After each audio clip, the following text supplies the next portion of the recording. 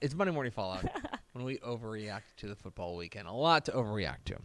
Let's start with my opening thought. Opening thought. It's never too late to rethink everything.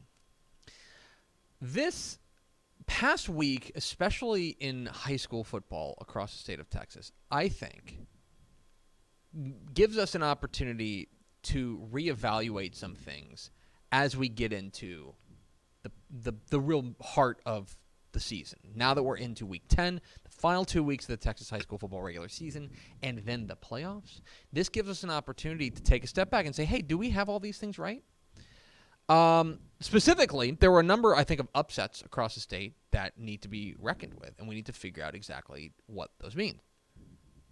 We had 3 teams in 3A Division I go down, right, including the number 1 team in the state, Franklin. Mm-hmm. They lose. We had a number of teams in 2A Division II lose, including Chilton lost to Granger, and Sunray lost to Groover. Right. We had another team. This maybe flew under people's radar, but remember how last week we were talking about the big Frisco-Emerson and Argyle game? Mm-hmm. Yeah, Frisco-Emerson lost again. Lost like no Dallas. way. I didn't realize that. Mm-hmm. Yeah. So that's one of those things that as we get deeper, I think there's this notion that as we get deeper into the season, we have more data, and so we're more sure of ourselves. And I just think it's important to take an opportunity when new data presents itself to rethink and not be stuck in our ways. Now, we're going to get to our rankings here in a moment. There will be a new number 1 team in 3A Division I, Mm-hmm. and I think there's a real argument to be made that that team should have been number 1 prior to this moment. A reason opened up for them to rise to number 1. We'll get to them in the back half of the show. But to me, this is an important reminder that nothing is static, that everything is always moving, everything is always dynamic, and we're always getting new information. And it is our job to make sure that we are not stuck in our ways and we are revisiting our priors, so to speak, and understanding that things can change at any moment. And especially now that we're into the nitty-gritty, when things change, they will change in a major way. I think that's what we saw this past week in Texas high school football. Game of the week, Lorena 51, Franklin 48. Wow! The aforementioned number 1 team goes down in 3A Division I as Lorena ends the state's longest winning streak. Franklin had won 39 in a row. Their last loss, Mallory, before this, was functionally a Hail Mary state championship loss to Canadian in the 3A Division II title game in 2020. I remember that. Mm-hmm. I do remember that. That was a weird year, yeah. Franklin scored with like a minute left, but then like Canadian hit this bomb down the middle like with 20 seconds left, 15 seconds left. That was my first state championship. Yeah, to win the game. That was their last loss before this week. Bro. I want you to think about how much you have changed I between know. that moment and now. Golly. Right? They went nearly 3 full years without losing a game. So it's a credit to Mark Fannin and company for that loss, but what a win for Lorena. And I think really announcing themselves as a factor. As a team that took a couple losses early, but have steadied things together. And to find a way to do what no team has done in 2+ years, which is knock off Franklin, impressive stuff. Has to be our game of the week. Mm-hmm. You're the host of Republican Football, right? Sometimes when Ish lets me. Wait, you said host? Oh no, I'm the producer. I'm not. You know a lot about host. college football, though, right? Yes. Am I overreacting? Is UTSA back? Like Backpack? Like back? Like bike? UTSA bike? I don't know if I would say that they're back. I think that FAU win this weekend was very dominant, especially in the fashion that it happened. Because did you watch the full game? No. So, I went back and watched the highlights. So Frank Harris threw 2 picks in the first quarter of that game. One of them ended up being a pick 6. So they were down, I don't remember, they were down quite a bit in the first quarter. And at that point, I think a lot of people, including myself, just wrote off UTSA. I was like, wow, they're probably going to lose to this mediocre FAU team. Probably not going to be in contention for the AAC title anymore. But then the offense stepped up, and they got right back into it. And then they were leading 20-10, I believe, at the half. And then the offense said, hey, we're going to go full on through the rest of the game. Ended up winning 45-10. Defense really stepped up to, didn't allow a single point in the second quarter or in the second half. I think Frank Harris has gotten healthy. Frank Harris has gotten healthy. I think they figured out how to utilize the running game, and I think their defense is starting to round into form. Mm-hmm. I think there was a notion when they were 1-3 with losses to Houston, Army, which is a loss that has aged like milk. Yeah. And then at Tennessee, it's like, just not their year. But Mallory, do you know how many conference games they've lost? 0. They're 3-0. 0. And we'll play the schedule game here for a moment. Mm-hmm. Let's look at it. East Carolina. That's a win. At Easy North win. Texas. That one's dicey. Interesting. But Interesting. I would pencil that in as a win for UTSA. Rice. That's probably a win. Especially at home. South Florida. That's an easy dub. They could go undefeated. And in then conference. at Tulane. Now they finish at Tulane. That's tough. That'll That'll be decide tough. the district or That'll the conference, I decide think. certainly, I think, a spot at the conference title game. Yes. There's not an unwinnable game on their schedule. No, there's not. So Because honestly, I think that before this week we were like, man, Tulane might be tough. They're nationally ranked, they right? look really good. But North Texas was able to expose them a little bit this weekend. So I think UTSA could definitely have a shot at that. Keep an eye on that. It's time for my Dudes Rock Dude of the Week. Dudes Rock. That's Hashtag Dudes Rock. no. And our hashtag Dudes Rock Dude of the Week is a dude who rocked over the course above all of the other dudes. This is the dude who rocked the most. Do you get it? Like, do you understand that Dudes Rock? Our Dudes Rock Dude of the Week is Linden Kildare quarterback Ja'Cory Birmingham. Okay? Ja'Cory Birmingham completed 12 of 21 passes for 273 yards and 2 touchdowns passing. It's a nice little day at the office throwing the ball. There's another line here I'm going to read you. So I want you to keep that in mind. 221, 12 of 21, 273 yards, 2 touchdowns passing. Right? Seems good. 55 carries.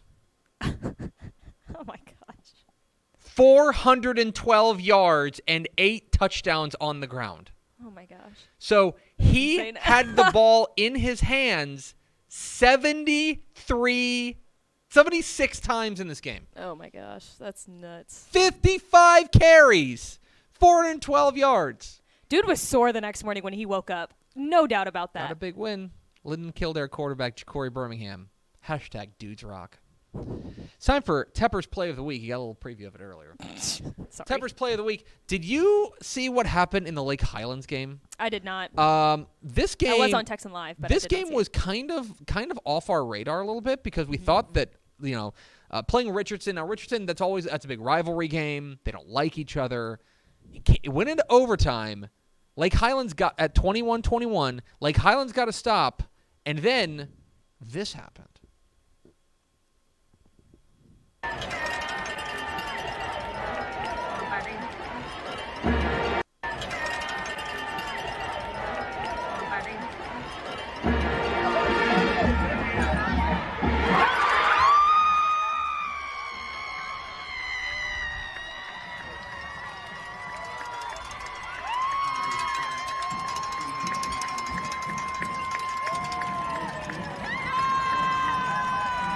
That's Trip Holly to Trip Marshall. Yes, they're both named Trip.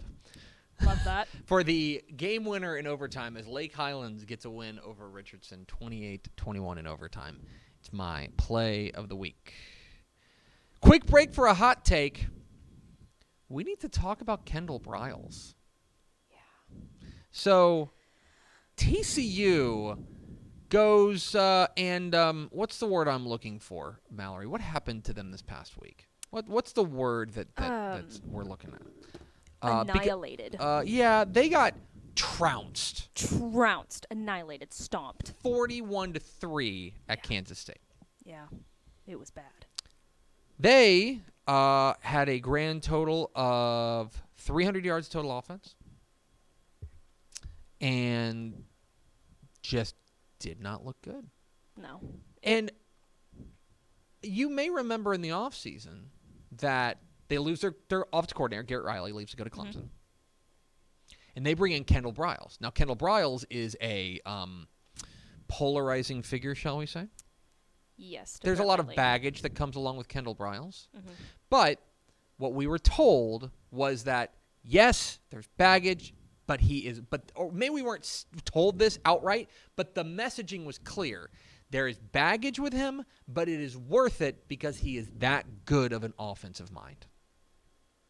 Right. Mallory, would you care to guess, just quick question, would you care to guess where TCU ranks in scoring offense this year? Oh, if I had to guess, it'd be probably if you're looking at 100, below 100. 62nd nationally. Oh, okay. Right, well, I right gave in the him middle. Okay. Right in the middle. They are above West Virginia, and they're below Duke. Okay. Doesn't feel elite to me. Nope. No, it does not. And this is also just me. I don't know about your mileage may vary on this. I think if his name is Kendall Smith, we don't talk about him the same way. Yeah, I agree. And we don't. I think there's a little bit of shine that his lineage has given him that I don't know if he has necessarily proven that he is all about. Right. No, I agree. My take. But that's what it says. It's a quick break for a hot take. Mm-hmm. It's my huh of the week. Huh? Dieball 3, Cold Spring Oakhurst 0. We brought this up on Tep and Step that there have been a number of games that have been fewer than 7 points total scored. Dieball has now come in and rocked a 3-0 game. Shutting out, shout out to them, shutting out Cold Spring Oakhurst 3-0. They have now played a 14-3 game. Their last 3 games, 14-3 and 21-6, and now 3-0. Another 3-0 game in the country. It's my huh of the week. Now, it's time for my wild stat of the week. Let's talk about Archer City. This was brought to my attention by a friend of the program, Brandon McAuliffe.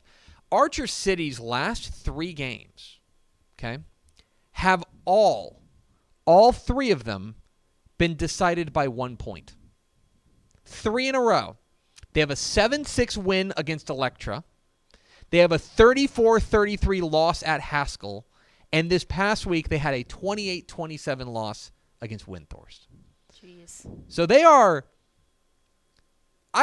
You would be hard-pressed to find another run where you've got 3 one-point games in a row. And they've had it 3 consecutive weeks, let alone 3 in an entire season. Anyway, your wild stat of the week, the Archer City Wildcats, don't know how to play anything other than 1-point games. Now it's time for one of the most celebrated moments of the week. Mallory, it's time to roll out the Matt Step. He got that dog in him player of the week. And now, the Matt Step. He got that dog in him. Player of the week. Hey y'all, it's Matt Step of Dave Campbell's Texas Football here in the press box at Ferris Stadium in San Antonio. We got San Antonio J, San Antonio Harlan going on behind me. It's in the 4th quarter. Harlan is up 42-33. But we're talking about the Week 9 winner of the Matt Step. He got that dog in him award winner. And the winner of this week's Matt Step, he got that dog in him award winner, is none other than Corpus Christi Miller running back Broderick Taylor.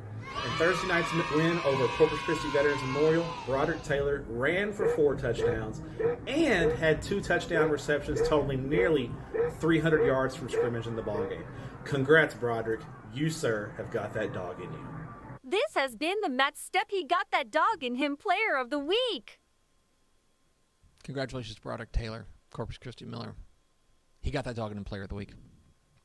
You have my attention, Dripping Springs. Did you see this? I did see this. Mm-hmm. They beat Lake Travis, and quite frankly,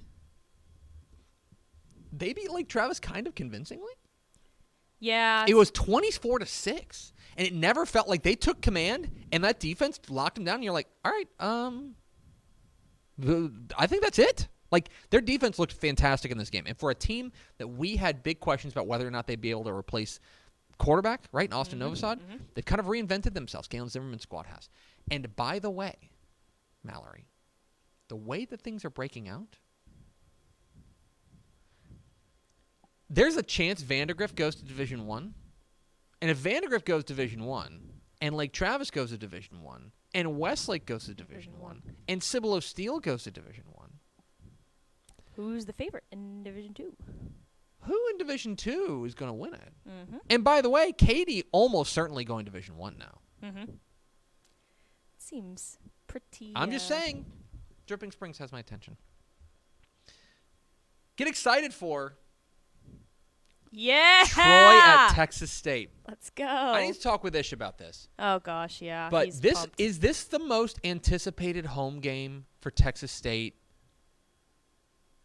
since they've been an FBS team? I have talked about with him, and he said yes. It absolutely has to be. Especially coming off an open date, right? Uh-huh. Especially coming off an open date. An opportunity to get bowl eligible. It's homecoming too. It's homecoming. Oh, I didn't know that. Yeah. Against, like, the Sun Belt, I would say, favorite right now. Yeah, this is a battle for the West right now. Yeah. This is a massive game, and Texas State gets it at home with 2 weeks to prepare for Troy. Mm-hmm. Massive, massive game. It's going to be, I bet it's close to a sellout stadium. I think it's going to be a 0. And, you know, Ish and I were talking about this, too. I don't think it would be nearly as close to a sellout if they didn't pull out the win against ULM 100%. 2 weeks ago. I think that would take the air out of the balloon so much. Right, I agree. So I think you're exactly right, that it's all come together in this moment. Uh-huh. Get excited for Troy and Texas State. My final thought, the Week 10 fireworks factory. I don't know if you guys have taken a look at the Week 10 slate of Texas high school football games, but it is It's tasty. shocking. It is shocking. Okay? Here is an incomplete list of games that I think are legit certified bangers. Okay? Mm-hmm. You have Galena Park North Shore and Umbla Tascasita. That rocks. You've got the matchup of defending 6A state champs in Duncanville and DeSoto. Which will be on Texan Live. You've got matchup of unbeatens Byron Nelson and South Lake Carroll. Which will also be on Texan Live. You've got Willis in the Woodlands. You've got C.E. King and Summer Creek. You've got Klein Collins and Tomball. You've got Allen and Prosper, Denton Geyer, McKinney, Civil of Steel, Converse Judson, Midland Legacy versus unbeaten Midland. Crazy. Folks, listen to me. Week 10 is a heater. We're going to have complete coverage for you on TexasFootball.com. That is Monday Morning Fallout. Hey, thanks for watching this clip here on YouTube. If you like this kind of stuff and you want more of it, make sure you subscribe to our YouTube channel. And remember, you can watch us live every weekday at noon at TexasFootball.com, Facebook, Twitch, or here on YouTube. And if you want more of the best coverage of football in the state of Texas, check out TexasFootball.com and become a Dave Campbell's Texas Football Insider at TexasFootball.com/subscribe.